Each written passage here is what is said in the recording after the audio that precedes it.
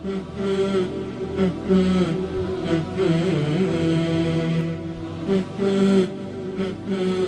Siddiq Pak Rasul dan Siddiq Pak Abu Bakar. Siddiq Sidqun Pak Abu Bakar Rasulullah hanya untuk menyatakan bahawa Rasulullah itu tidak bohong. Yang betul-betul yang datang dari Allah hanya ada balik lawan dari Hizbun, lawan dari Hizbun.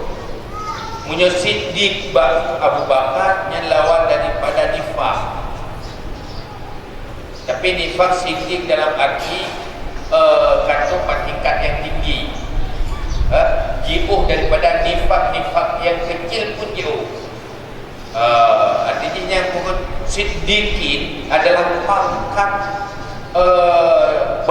kebaikan tingkat paling tinggi. Kebaikan yang paling rendah adil.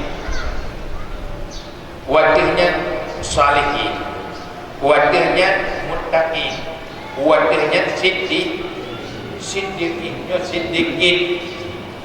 nilai kebaikan yang dari penyok. Karena orang bersifat adil, tidak zalim, itu sudah baik. Yang kedua, salihinnya wadah adil. Adil. Olehnya yadahnya lam mula berapa nama? Muttaqin. Muttaqin dalam istilah rawayah, istilah sebuah sifat baik di atas sifat salih. Dia lam